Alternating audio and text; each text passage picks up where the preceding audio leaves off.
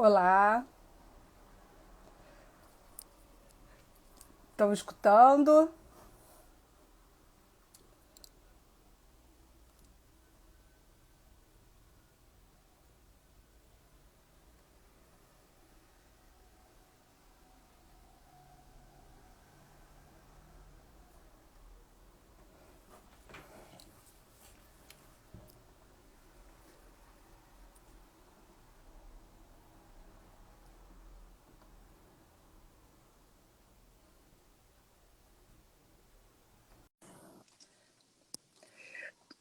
Boa noite, gente. Estou abrindo aqui a nossa live sobre negociação. Estou chamando aqui o colega que vai apresentar o nosso convidado, Marcos. Boa noite, Cristiano, tudo bem? Boa noite, Marcos. Tudo Tudo bem? bem, tudo bem. Está me ouvindo? Estou te ouvindo. Você está me ouvindo? Estou. Que Ah, ótimo. então ótimo. Estamos aguardando agora você chamar a Cristina, Vou chamar a Cristina e chamar também o nosso o convidado. Marcelo, nosso convidado especial, Marcelo. Isso. Que bom. Deixa eu Olha, ver aqui. Cadê a cor? Tatiana entrou, Célia entrou, Andréia, nosso presidente entrou. Ué, cadê a Cristina?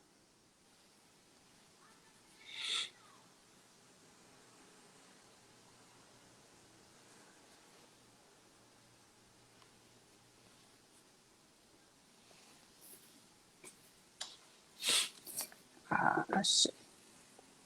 Achou? Achei. Lígia Frias. Olá, Boa noite, Lígia. Celinha, Lígia. Vamos ver se é...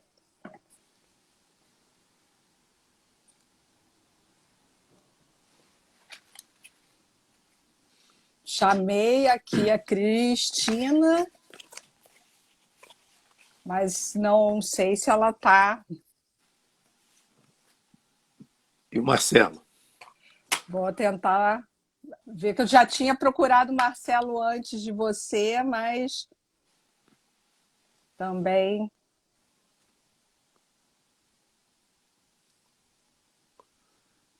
Raíssa entrou. Bem, já chamei tanto a Cristina quanto o Marcelo. Estamos aguardando só a entrada dos dois, especialmente do nosso O nosso convidado, Marcelo. convidado. É. Ué, porque a Cristina, aqui está dando que a Cristina não está conseguindo participar. A Célia está aí, a Andréia. Boa noite, Raíssa. Vou chamar novamente aqui a Cristina, que eu não sei o que houve com ela.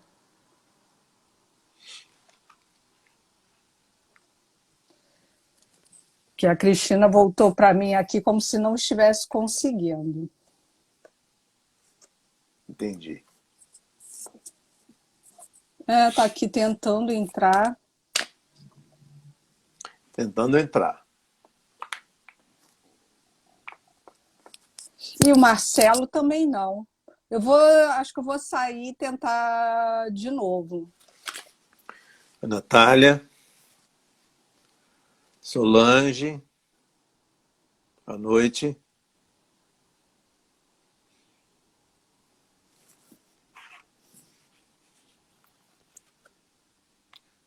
Solange Parola entrou. Deixa eu ver se por aqui. Ver se agora. Agora, o Marcelo Marcelo não está aparecendo. Ah, ele entrou agora. entrou. Acho que vamos ver aqui Natália, se boa agora. noite, Natália. Solange.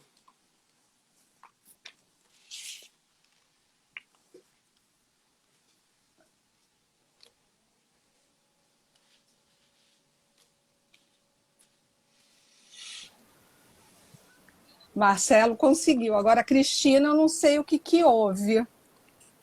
Boa noite, Marcelo. Tudo bem, Boa noite, Noite, boa Tudo Márcia. noite, bem? Prazer em tudo tê-lo bem aqui com vocês? conosco. Prazer todo meu, sempre.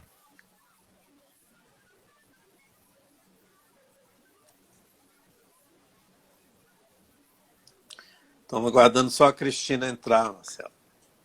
Ela Claro. está tentando, mas ainda não É, conseguiu. se porventura a gente tiver dificuldade, eu estou tentando mais uma vez. A gente vai começando e eu. Henrique Falbo entrou, grande atleta,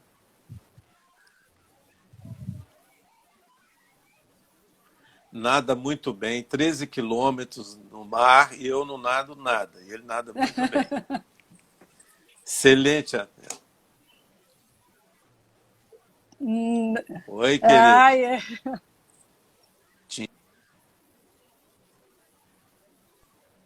não sei aqui. Berna, Tá aqui aguardando. A Cristina está como aguardando, aguardando, mas não sei o que está acontecendo. Ela não está conseguindo. Deu novamente aqui que ela não está conseguindo.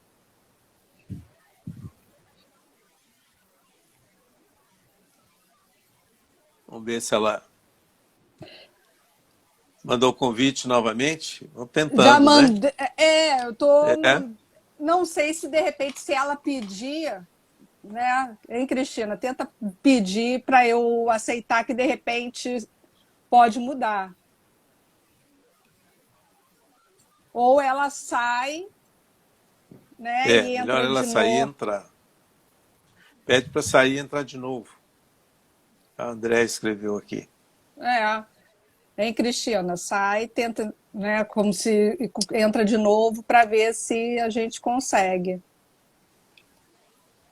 Que às vezes também a configuração do celular. Deixa eu tentar, porque mais uma vez. Para ver se ela.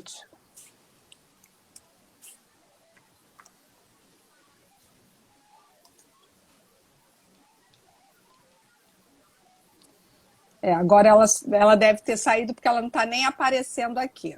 Vamos ver se ela entra.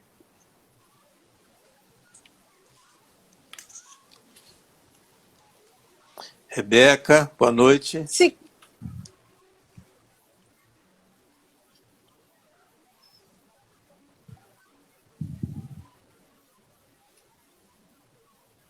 Será que ela está com problema de conexão? Porque ela saiu e não voltou mais.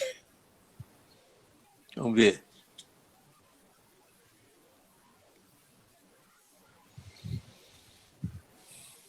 Karina, Voltou. mediadora, Vamos boa ver se noite. agora vai.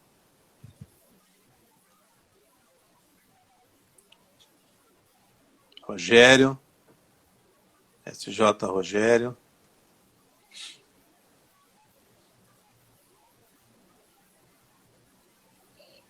Rodrigues, Vamos ver. Lízia.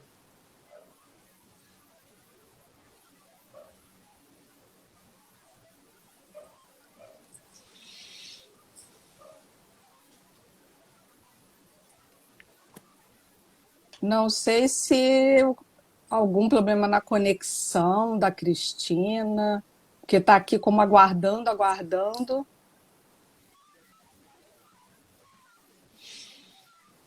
E ela não entra. Deixar ela tentando e Vamos. vamos Porque já vai começar, aproveitar o dar. horário do Marcelo, senão Porque já vai o ter tempo passa e a quase gente 10 tem pouco. minutos. Ela realmente aqui deu novamente. Ela deve estar com algum problema e não está conseguindo se conectar aqui com a gente. Então vamos começar, né? Como a gente já tinha programado, né, Marcos? Você fazer aí a Vamos sim, Marcelo. abertura. Antes de mais nada, eu quero agradecer ao Marcelo pela disponibilidade, Marcelo Girardi, de estar conosco aqui nessa live, no nosso bate-papo, né, GPC, onde na Comissão de Gestão Positiva de Conflitos da Associação Brasileira de Advogados, a gente estuda, procura aprofundar essa questão dos conflitos e essa questão da negociação. Eu quero agradecer ao Marcelo e também todas as pessoas que hoje estão aqui para ouvi-lo, que vão aproveitar muito o que ele tem para nos ensinar e tem para mostrar para a gente novos caminhos, como ele já vem fazendo para a gente já há algum tempo. Eu queria passar para você, Cristiane, para você se apresentar, e depois eu faço com ele uma preleção inicial. Bem, meu nome é Cristiane Várzea, sou advogada, professora da rede pública e membro dessa belíssima comissão da gestão positiva de conflitos e uma estudiosa da negociação. E aí estou aqui junto com meu colega Marcos para ouvir um pouco e interagir um pouco com esse nosso convidado. Isso. Para quem não me conhece, eu sou advogado, consultor de empresas, mediador judicial e extrajudicial. Também sou, o que o Marcelo me aceitou, né? Eu sou avaliador no meeting de negociação, diretor jurídico da Unidas Prev. Então, esse é o resumido para vocês saberem, e vice-presidente da Comissão de Gestão Positiva de Conflitos. O nosso excelente, especial convidado, ele é o Marcelo, tem muitas qualidades, né? Muitas, e a gente vai só resumir um pouquinho, porque são muitas coisas que ele tem para nos ensinar. O doutor Marcelo Girardi é sócio-diretor da M9GC, né? Conflict Resolution Training, cofundador do Meeting de Negociação,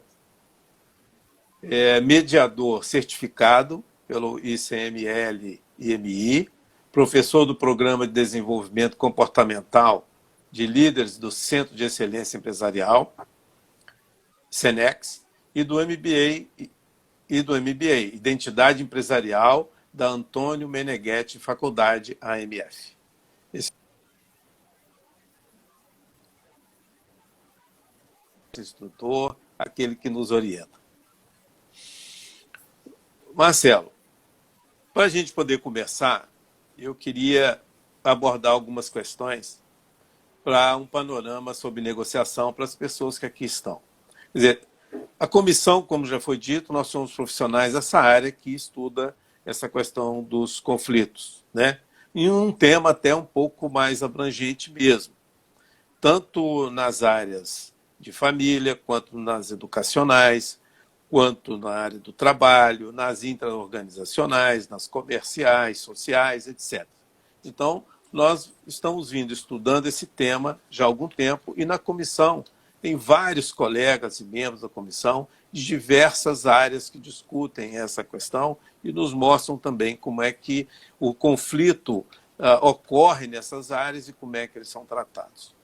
Mas fazendo uma comparação com o tema, antigamente, quer dizer, tempos, né? O processo decisório disso, ele era muito hierarquizado. Como nós aprendemos no próprio MIT, né? E como também aprendemos em relação aos estudos que nós fazemos de outras áreas. Muito hierarquizado, as decisões dependiam muito de quem estava em cima, dos chefes, etc. Com o passar do tempo, isso evoluiu, vem evoluindo, e mudou para uma estrutura mais horizontalizada, onde a decisão de poder não está mais dependendo de cima ou de baixo, depende mesmo da necessidade e depende mesmo daquilo que se precisa decidir, né? Nessa abordagem antiga, né, que existia, aliás, ela existia, mas ela ainda existe muito ainda, né? Nessa teoria, ela abordava a questão sempre no foco de quem dependia muito de quem sairá ganhando. Essa era a expectativa das negociações. Quem vai ganhar e quem vai perder ou quem vai ceder, né? Na evolução desses 20, 30 anos, isso foi mudando. É claro que ainda convive com algumas práticas muito fortes ainda nessa área, né? E hoje existe uma questão negocial muito mais cooperativa, que a gente tem aprendido e que a gente tem tentado aplicar para que a gente consiga atingir e ter a satisfação de ambos os lados. Bom, então, o grande desafio que a gente aprendeu e tem é que não é eliminar o conflito, é como que a gente pode tratar e lidar com as diferenças entre um lado e outro lado. Em qualquer nível, seja um nível familiar, seja um nível educacional, seja um nível na área do trabalho, nas relações públicas, políticas e nas relações sociais entre as nações também. Bom, diante dessa evolução, a gente, estudando, leu um pouco os nossos instrutores maiores, né, da escola de Harvard, que é o Roger Fisher e o William Ury, onde ele coloca uma questão crucial que é: goste ou não, você é um negociador. Isso é uma provocação forte para todas as pessoas em todos os âmbitos. Isso porque, independentemente do que a gente está dizendo aqui, o ser humano é que está negociando, não são as organizações em si. Então, a gente tem sempre o ser humano ali colocado, falando com outro ser humano, com as suas expectativas e com suas necessidades. Bom, aí vem uma pergunta para fazer para você, dado esse cenário que é muito resumido, dado o nosso tempo. Afinal, o que é a negociação? Né? Quando, onde e com quem necessitamos negociar? Isso para que você possa, a partir daí, nos explicar e colocar para todos os nossos ouvintes e nós que estamos aqui aprender um pouco sobre isso. A palavra está com você. Obrigado, Marcos. Boa noite. Boa noite a vocês todos aqui que estamos juntos, reunidos nessa live. Quero agradecer o convite feito pela Comissão de Gestão Positiva de Conflitos da ABA. E eu tenho um especial apreço pelo trabalho de vocês e pelo trabalho do Dr. Esdras, que vem incansavelmente, né, junto com todas as pessoas que se uniram em torno da ABA, construindo uma realidade melhor e diferente e melhor para o nosso país. Então, um prazer estar aqui com você, Marcos, com a Cristiane, com a Cristina, que está tentando entrar, mas deve estar nos ouvindo também. Toda a equipe que se reúne para fazer esse trabalho maravilhoso. E um abraço para todos que estão aqui juntos, né? Pessoas que eu conheço, pessoas que eu ainda não conheço, pessoas muito queridas que estão aqui também, e que eu tenho um carinho especial e uma satisfação enorme de revê-las. Começando pela tua pergunta, mais simples, né? O que é negociação? Afinal, de forma geral, a gente tem muitas definições, né? Eu não diria, não tem como você fazer uma definição única. Tem muitas definições, tem vários aspectos que ajudam a definir especificamente, de forma menos formal, de forma mais técnica, de forma mais acadêmica, etc. Tem uma particularmente que eu gosto muito, que é utilizada pelos próprios, né, fundadores do método de negociação de Harvard, e depois, claro, pela empresa que vem divulgando esse método ao longo dos últimos 30 anos, pelo menos, né, 35 anos pelo mundo, que é que a negociação é um processo de influência, é um processo de persuasão, quando nós e outras pessoas, ou eu e o outro, né, precisamos resolver alguma coisa que é importante, a gente não pode fazer isso sozinho. Então existe ali um processo de influência que, por si só, o processo de influência já é motivo de estudo, né, para um curso inteiro, um semestre inteiro de trabalho. Tantas obras falando sobre como nós, seres humanos, ao interagir, podemos estabelecer um processo de influência. Claro que, e persuasão, né? Eu, acompanhando sua fala, Marcos, em relação à evolução do processo de tomada de decisão, do processo de engajamento, de necessidade de resultado, sobretudo nas organizações, tá? E a mudança que vem acontecendo nas últimas décadas, sem dúvida, a horizontalização das funções, né? A diminuição daquelas pirâmides muito distantes em termos de autoridade, de poder, e a necessidade, claro, de, ao levar em consideração essas mudanças de cenário, são tantas mudanças, não só dentro das empresas, fora das empresas, dentro das comunidades, dentro dos ambientes familiares, etc. A necessidade de dar uma resposta diferente a esse processo de influência, né? Que antes era muito mais coercitivo, né? Com estratégias mais competitivas, estratégias mais coercitivas, né? Eu mando, você obedece, ou eu uso um conjunto de táticas de pressão e de poder para conseguir aquilo que eu quero do outro, né? O problema de tudo isso é que, em um dado momento, né, isso deixa de responder ou deixa de atender às necessidades de maneira geral das relações de longo prazo. Toda vez que eu forço alguém a fazer alguma coisa nesse processo de influência, né, ou uso uma tática de chantagem, de pressão, de poder, de manipulação, vamos dizer assim, eu coloco em risco o relacionamento, coloco em risco a nossa relação, né? E se a nossa relação é de longo prazo, quer dizer que eu crio um padrão de negociação com você, de tentativa de resolver algo importante, de tomada de decisão em conjunto, que é nocivo para a relação.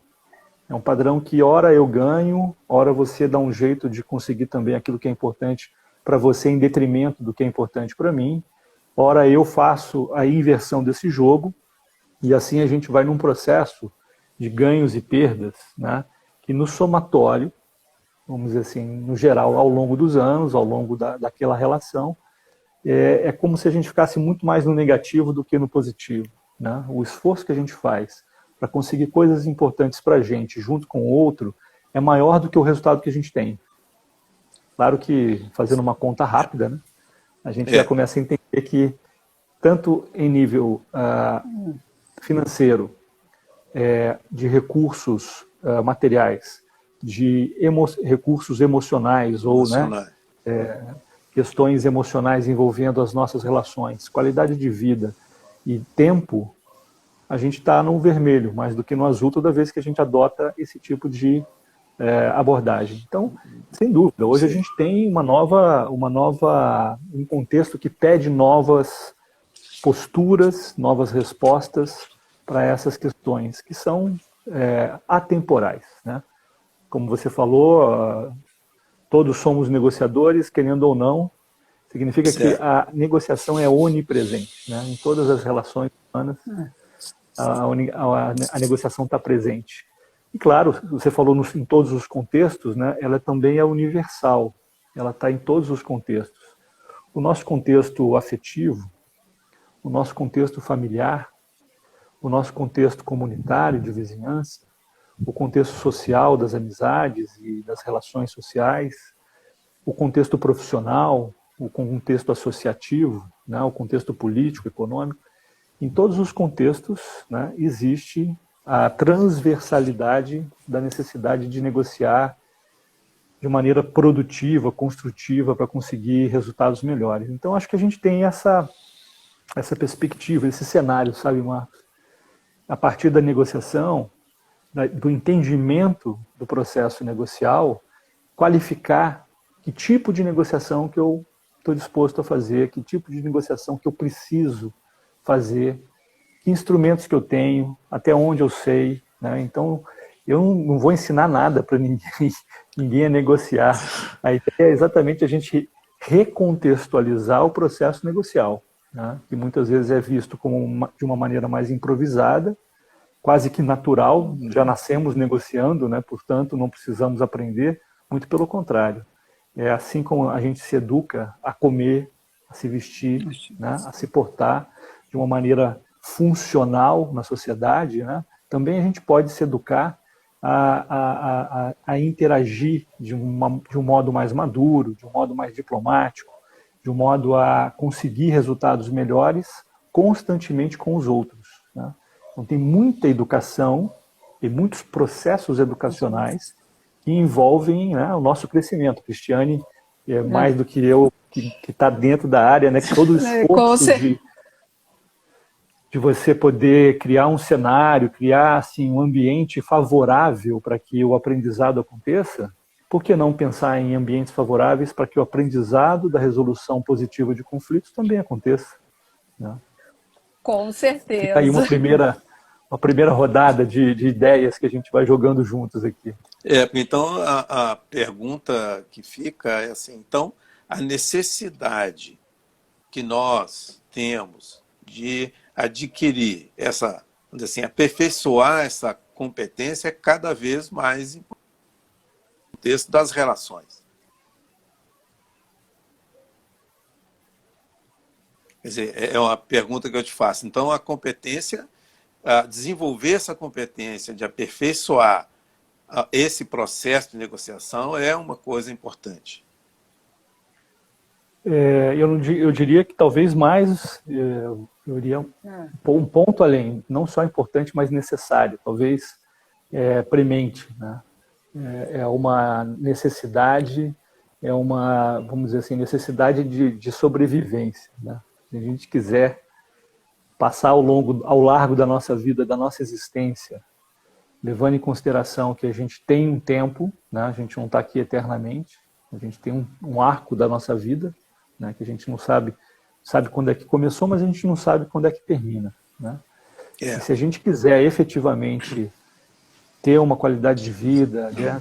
Ter um percurso de existência que seja produtivo, que vale a pena, né? A gente precisa cuidar dos nossos relacionamentos. Todos. Né? Poderia dar uma palavrinha? Por favor, Tiane, você está aí Né? borbulhando de ideias também. Talvez, né, o que eu tenho percebido é que quando se fala em negociação, acaba se tendo dois olhares. Um, que negociação só seria no meio empresarial.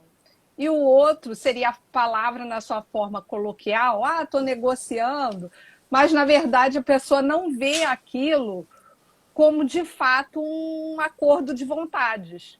Né? No dia a dia, quando a mãe está com trato com o filho, o professor com o aluno na escola, por mais que ele use, às vezes, o verbo negociar ou estou em negociação, percebo que não vê, de fato, como uma negociação. E aí, obviamente, o resultado acaba sendo infrutífero, porque na gíria, negociar é quase que conversar só, e não, de fato, fazer acordos para serem cumpridos. Será que falta essa parte? Eu acho que sim, acho que são vários níveis, né, dependendo do contexto. E tem sim esse componente cultural que pode nos remeter à negociação, aquele estereótipo, né, de que você está dentro de uma empresa ou uma situação contratual, onde você tem de um lado uma pessoa de gravata, de terno e gravata, do outro lado um ambiente corporativo, e as pessoas estão numa negociação. De fato, tem muitos componentes que podem ser colocados na mesa para conversar sobre negociação, né? Tem o componente sobre eu negocio por quê? Qual é o meu objetivo? O que eu quero alcançar? O que é importante para mim? Quando eu começo uma reunião com você, quando eu começo uma interação com você, o que eu estou objetivando? O que eu estou buscando? Depois, essa negociação essa nossa relação é longo ou curto prazo? Porque se for de curto prazo, eu posso ter uma estratégia, mas se for de longo prazo, eu posso ter outra, tá vendo? Eu posso levar em consideração outros aspectos. Eu não vou negociar com você só hoje, eu vou negociar com você hoje, na semana que vem, daqui a 2 semanas, daqui a 1 mês, daqui a 3 meses, daqui a 1 ano, né? Porém, a gente está em constante negociação e isso muda a estratégia, né? Ou deveria mudar a nossa capacidade de estratégia. Tem a questão da confiança, tem a questão da autoridade, tem a questão dos riscos envolvidos, tem a questão da forma como a gente se comunica. Todos esses aspectos remetem ao nosso processo, antes de mais nada, a negociação é um processo de interação social. É um processo de interação social, quando eu e outra pessoa não conseguimos fazer aquilo que é importante sozinhos. Então a gente presume que o outro, né? Prescinde do outro. É importante. Eu acho que sim, eu acho que culturalmente a gente foi perdendo essa ideia de que para que eu possa exercer o meu protagonismo, eu preciso do outro. Não tem como eu exercer o meu protagonismo sem o outro.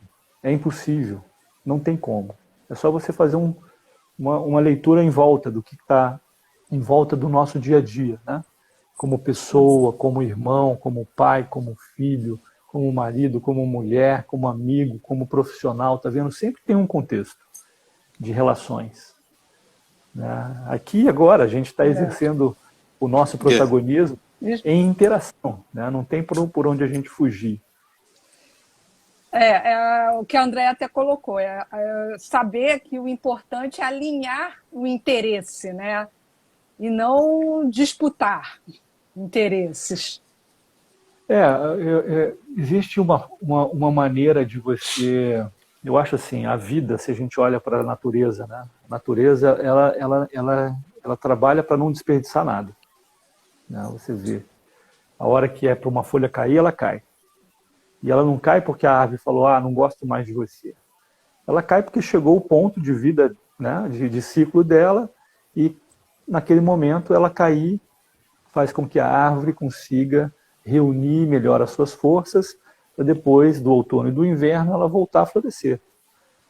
Você vê, não tem um animal, não chega e fala, hoje eu vou caçar 15, né, antílopes, e vou deixar armazenado, vou vender, eu vou comer 2 e vou vender o resto. Não, é aquilo, é econômico, é o dia a dia, é uma lógica, né? É engraçado porque a gente pode colocar essa mesma lógica nas nossas interações.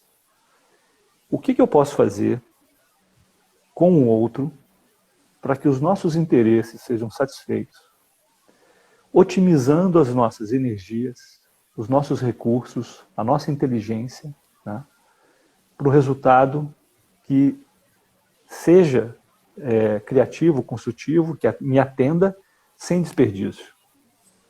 Porque depois a gente pode ver, eu poderia ter resolvido aquela situação conflitiva em 1 mês, mas estou há 1 ano com o processo. Estou há 3 anos tentando resolver. Daquela situação conflitiva criaram-se tantas outras. Eu poderia ter resolvido... Se multiplicaram. Poderia ter resolvido com menos gasto, menos tempo, menos desgaste relacional, mas eu inverti o processo, tá vendo? A gente vai contra a nossa natureza, eu diria, né? É ir contra a natureza humana, esticar uma situação que não precisa, né? Relacional, principalmente. Porque tem que ter o esforço, né? Tem que ter a capacidade de relacionar, vai acontecer a diferença, vai acontecer a divergência e a gente pode resolver. A contraposição dialética presume já que a solução está junto, né? Mas a gente muitas vezes vai contra a natureza, própria natureza humana, e amplifica os conflitos quando a gente poderia resolvê-lo. De forma criativa, né? Proposta também. Parece que assim, a forma como a gente age nesse processo de negociar interesse e tal, a gente ignora muito o que o outro quer. A gente está querendo o que eu quero. Então, o querer fica muito ligado, acho que é uma questão de propriedade, né? Eu quero isso, eu só faço aquilo. E quando entra nesse, assim, não cedo também, ou é isso ou é aquilo, eu começo a usar uma série de estruturas de poder, uma série de estruturas que me levam para o meu lado e esqueço o outro. Então, quando isso acontece, eu estou ainda naquele método antigo, anterior, em que eu não estou muito importando com o que vai acontecer com o outro, né? Então, a transição entre esse método antigo, que era de barganha, que ainda é usado, né? O barganha, o regatear as coisas, ou então, por sistema de poder, você conseguir impor a determinada pessoa isso ou aquilo, acaba fazendo isso que você está dizendo aí. Gera no outro lado um sentimento que isso vem depois sob outra forma, provavelmente. Quer dizer, não resolve a questão, né? Resolve teoricamente de um lado e não resolve do outro, né? Filho, questões de filhos, questões mesmo de casa, questões empresariais, a gente vê no mundo empresarial, dentro das empresas, como se fosse, assim, às vezes, uma verdadeira cabo de guerra com determinadas coisas, né? Um desgaste de energia fantástico isso. Eu acho que a gente vai precisar, Marcos, Cristiane e todos nós que estamos aqui,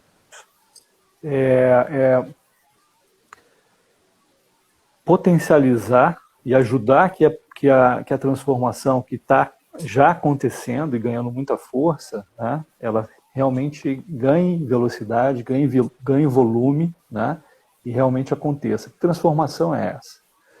É a mudança do paradigma, né? Mudança do modelo padrão. Que a gente precisa dar uma força para que ele aconteça. Eu gosto muito de um pensador moderno, infelizmente já faleceu, e um futurista chamado Buckminster Fuller, que trazia um dos princípios que guiava a vida dele, e ele colocava sempre, porque ele sempre era um futurista, um cara inovador, era: a gente não pode ir contra um paradigma, um modelo vigente, né? Simplesmente ir contra ele, tá vendo? Tentando confrontá-lo. A gente deve fazer com que o novo paradigma aconteça de modo que fique evidente que o paradigma atual se tornou obsoleto.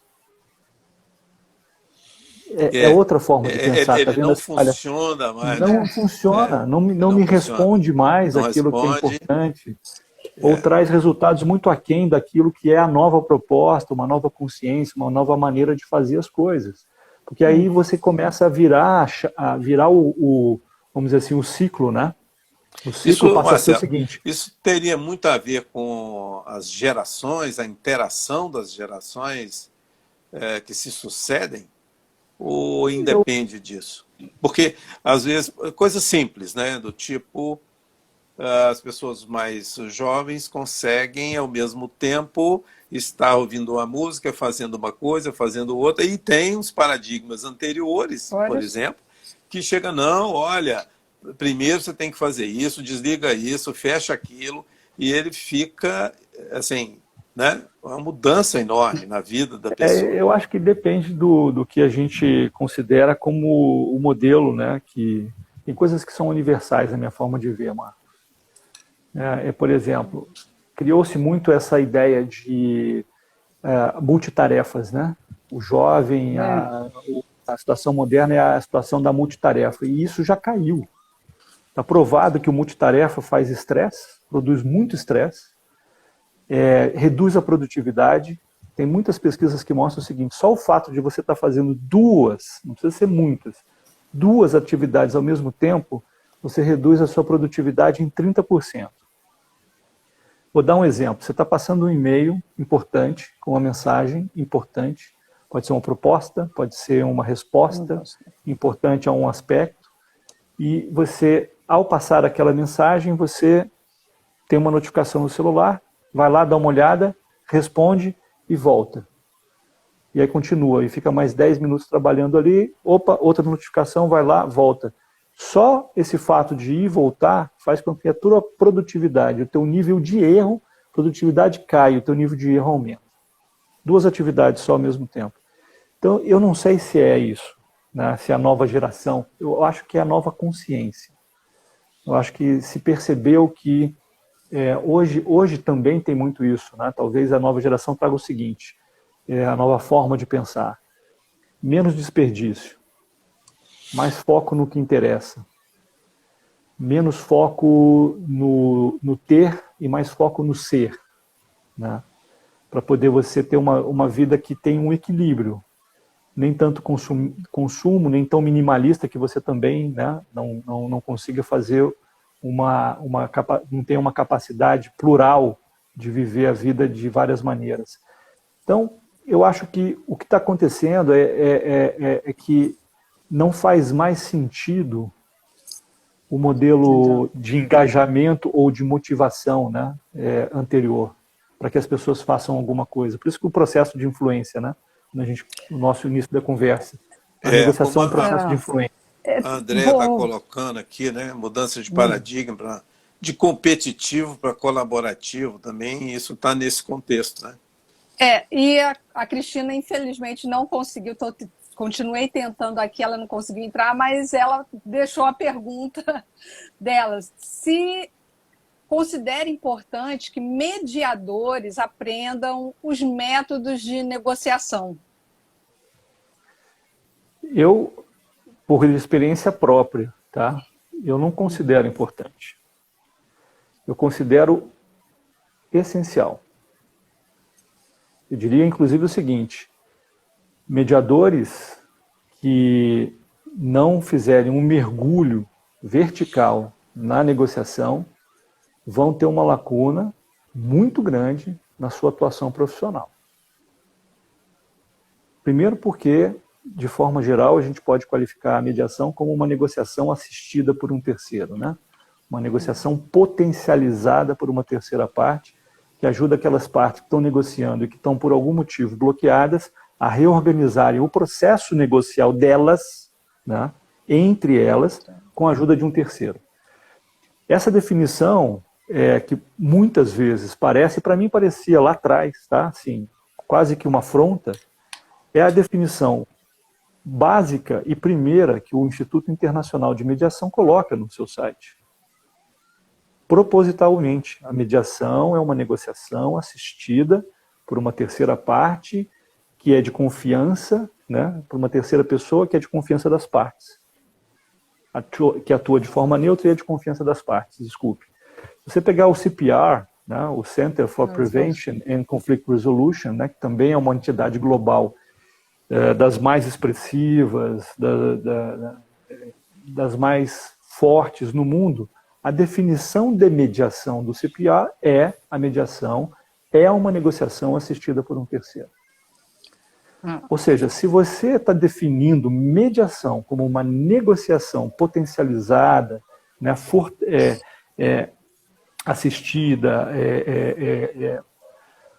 promovida, né, de uma outra forma por uma terceira parte, quer dizer o seguinte: se você não conhece de negociação, tem uma lacuna na tua atividade como mediador. Exatamente porque o mapa de leitura de como está aquela negociação à sua frente e como ela está caminhando, o que pode ser feito para ela caminhar melhor, fica deficiente. Como é que eu faço a leitura? Como é que eu estabeleço o mapa de leitura dos elementos que estão ajudando aquela negociação a avançar e os elementos que estão bloqueando, né? Então, me prejudica no diagnóstico, me prejudica na capacidade de verificar o que eu posso ajudar e fazer para ajudar aquelas pessoas a desbloquearem aqueles pontos e avançarem. Eu diria assim, mais do que nunca, né, chegou a hora dos mediadores colocarem nos seus currículos, nas suas formações, uma formação potente, né, sólida, de negociação. Essa é a minha experiência pessoal, né, e também as pessoas com quem eu tenho a felicidade de poder formar, de poder treinar, de poder participar dos meus treinamentos, workshops. É uma mudança, assim, muito grande em termos de desempenho, de qualificação da atividade profissional que faz, né? Quando a pessoa consegue acrescentar aquela parcela de formação que ficou deficiente. Se a gente olhar o programa dos cursos de mediação, a negociação é uma parte pequenininha, né? 4 horas, 10 horas, estourando 6 horas, alguma coisa assim, tá vendo? Presumindo que, não, já entendemos a negociação. Nós estamos falando o contrário, né? Eu sei que muitos mediadores, assim, ficam de cabelo em pé, mas é uma reflexão. O mediador está acostumado também, ou deveria estar acostumado a mente aberta e refletir para verificar. Mas é assim, não é que a negociação está contida no universo da mediação. É ao contrário. A mediação está contida no universo da negociação. Tá vendo? A mediação é uma extensão do processo negocial. Porque quem chega à minha frente, por exemplo, as pessoas que chegam para mediar, elas estavam tentando negociar. Ou elas não estavam conseguindo começar a negociar. E aí um terceiro ajuda elas a realizar esse processo de interação. Aí, claro, que foi o que a Cristiane falou. O que a gente está chamando de negociação, né? A gente pode chamar de um processo de interação social, a gente pode chamar dentro de um contexto corporativo mais formal, dentro de um contexto comunitário menos formal, porém, toda vez que eu preciso de alguma coisa que eu não posso fazer sozinho e eu tenho que conversar com a Cristiane, eu começo um processo de interação que eu posso chamar de negociação. Quer dizer, e o papel assim, importantíssimo que tem aí a comunicação nesse contexto, né? De interação. É como que eu consigo, desde, quer dizer, da educação em si, que a Cristiane está aí para nos ajudar nisso, da conhecimento e da comunicação entre as partes, né? Uhum. Se a gente puder olhar, né, a comunicação como um dos elementos da negociação, né? Sim. Não é que a negociação está dentro da comunicação, é ao contrário. O processo negocial presume que a comunicação funcione bem. Tá vendo? É engraçado porque a negociação em si, ela é, vamos dizer assim, se a gente pudesse chamar de uma disciplina, né? Que é uma disciplina que pega emprestado de um monte de lugar. Né? Ela pega emprestado da antropologia, ela pega emprestado da psicologia, ela pega emprestado do direito, ela vai pegar emprestado da neurociência, ela vai pegar emprestado da comunicação, né? E da biologia, muitas vezes. Ela pega emprestado de um monte de lugar, da economia. E aí ela vai pegar aquela área específica que toca, né? Toca o conhecimento que ajuda a explicar como é que o ser humano interage um com o outro. Como é que nós, seres humanos, interagimos quando precisamos resolver nossas questões, precisamos resolver nossas diferenças. No final das contas, é isso que acontece, né? Por exemplo, as instituições negociam entre si? Não, quem negocia são as pessoas que representam aquelas instituições e que tomam as decisões no final. Um presidente negociando com o outro, um diretor que vai e senta para negociar, são sempre pessoas, né? Então, estudar o ser humano, entender o ser humano em relação, entender o ser humano como ele pensa as situações conflitivas, é a base de tudo, né? É a base de toda a explicação do processo. E se a gente vai estudar negociação nesse nível, a gente vai perceber, por exemplo, se eu me comunico bem com você, ou eu me preocupo em me comunicar bem com você, as chances da gente conversar sobre o que é importante um para o outro e ver que opções poderiam fazer sentido para a gente aumentam. Então, o processo comunicativo, ele está incluído, ele faz parte do processo negocial como um todo, porque tem outros elementos que estão ali envolvidos, né?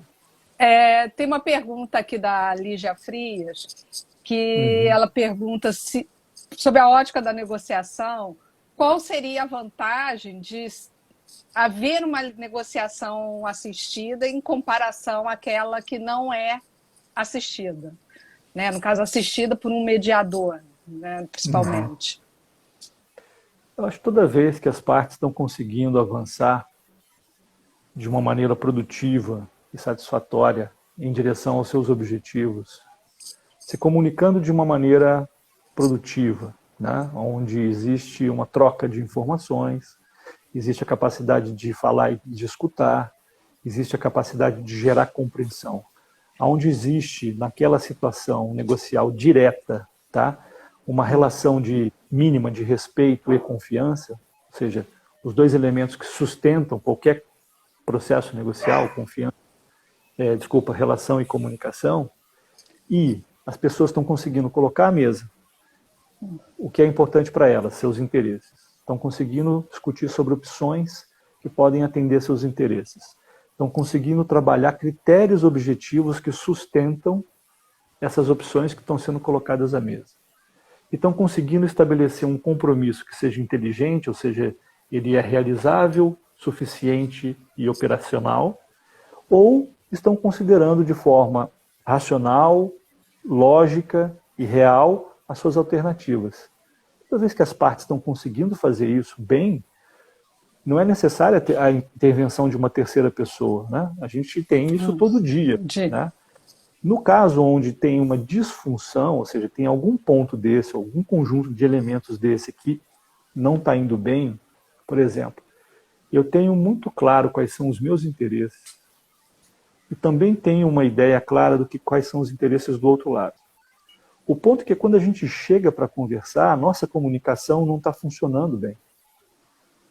Pode ser que um terceiro nos ajude a gerar compreensão, a trocar informações, a entender as perspectivas, a cuidar do relacionamento para que ele não, né, saia do trilho e as pessoas continuem sentindo que estão sendo minimamente respeitadas.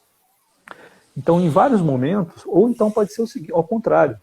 Como eu estava hoje discutindo com uma pessoa que a gente estava conversando sobre um possível trabalho, uma possível cliente, e ela dizendo o seguinte: Marcelo, eu me dou muito bem com o fulano, que é, vamos dizer assim, o ex-marido, né? E eles têm uma empresa. Me dou muito bem, a gente comunica bem, a gente conversa bem, a gente está tocando a empresa bem. O ponto é que a gente não está conseguindo entender como que a gente vai estabelecer a tomada de decisão a partir da nossa separação, sobre como vai ficar a empresa, como vão ficar as cotas, o que a gente vai fazer com a empresa, etc. Tá vendo?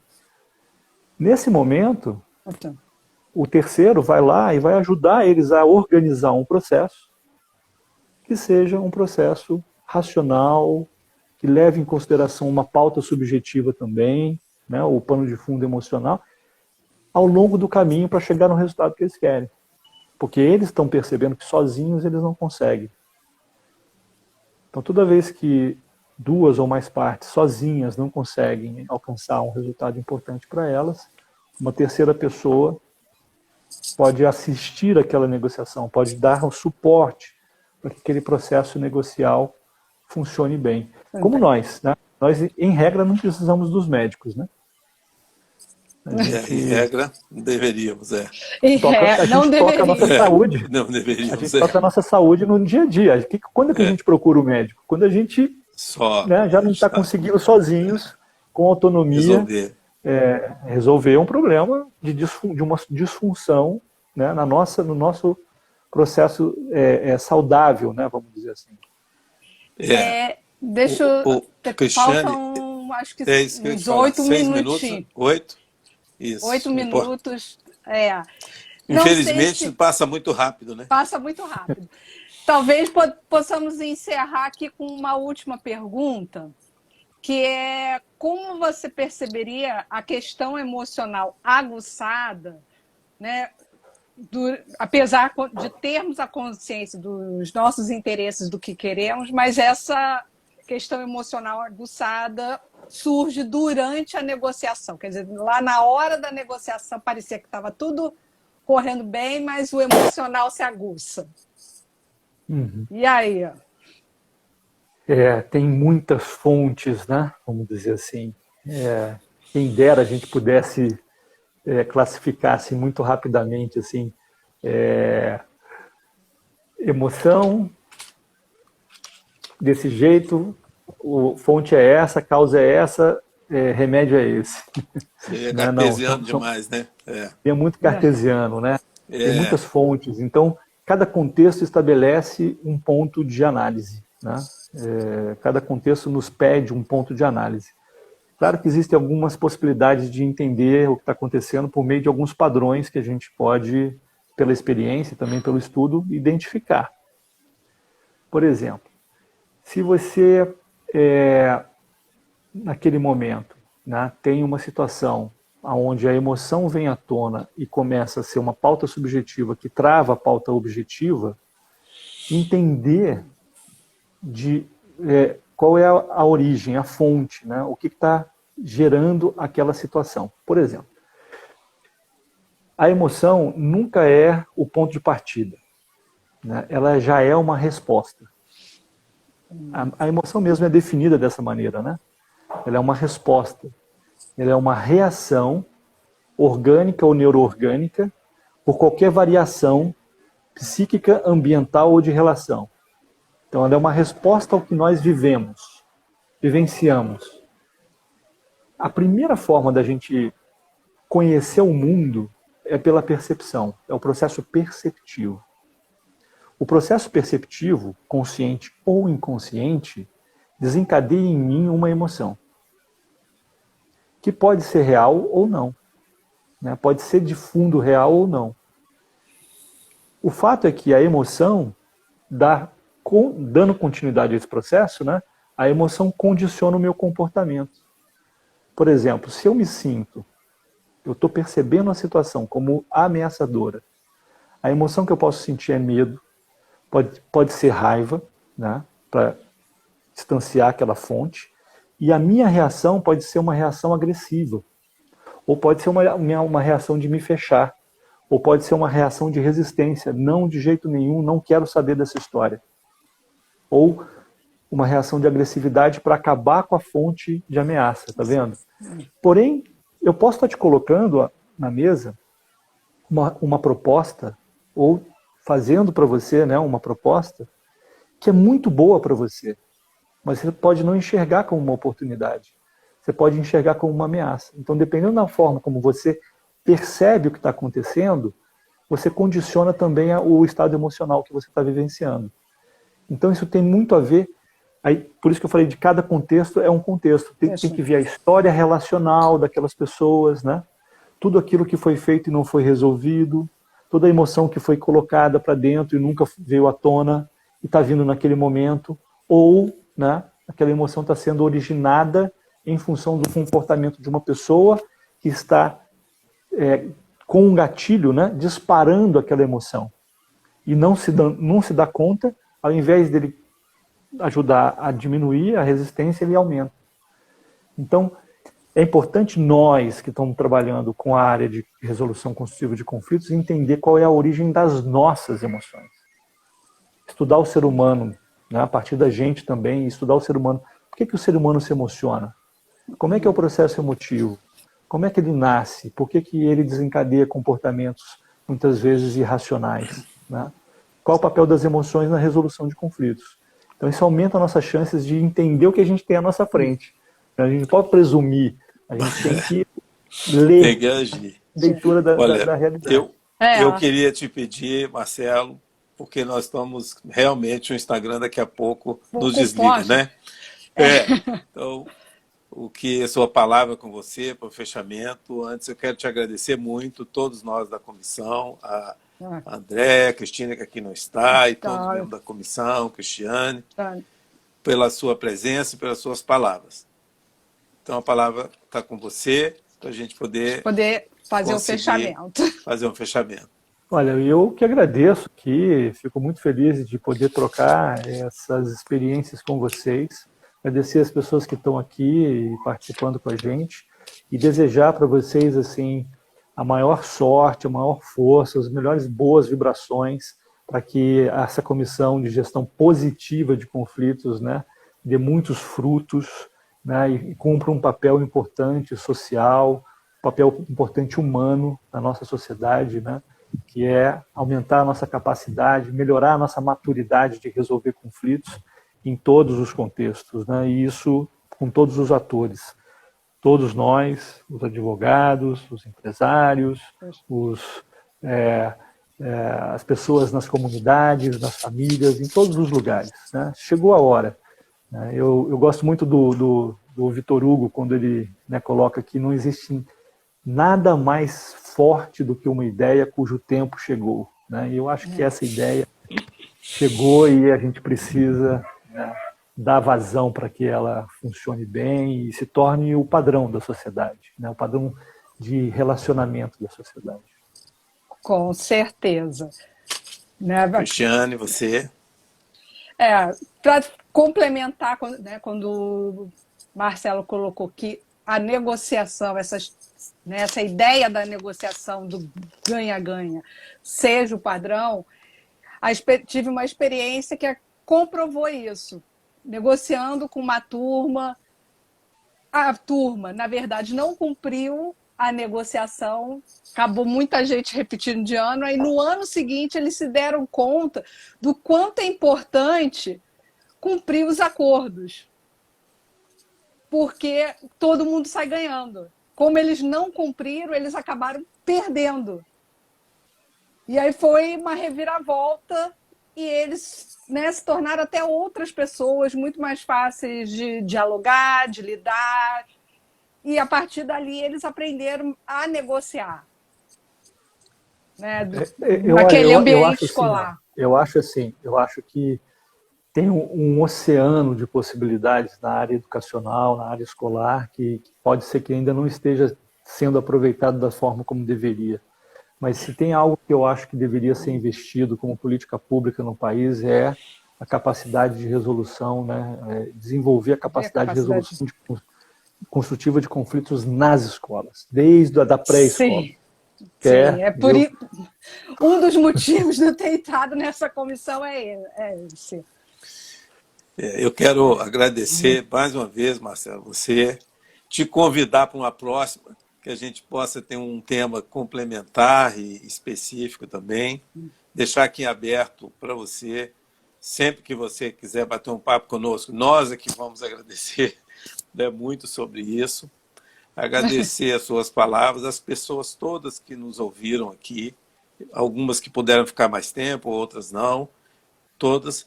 Um amigo querido que está aqui é o Vanderlei Rebelo, que é o presidente da comissão da OAB, né, de política sobre drogas. Eu o vi aqui, é um grande conselheiro da OAB, e várias outras pessoas que, em nome dele, eu também felicito. Obrigado, Cristiane, muito boa. Cristina, na próxima, com certeza, nós vamos deixar que você entre para poder ver se você nos chama. Viu? Obrigado, André, que é a presidente, e por tudo que a gente conseguiu fazer, e ter o Marcelo aqui conosco. Um webinar de negociação. Importante. É isso. Muito obrigado a todos. Tá. Obrigado a todos. E boa noite. Boa noite, vou encerrando boa noite, aqui. Marcelo. Até a nossa próxima live. Até a nossa próxima live. Um abraço. Obrigado. Obrigado, um abraço. Obrigado, Marcelo.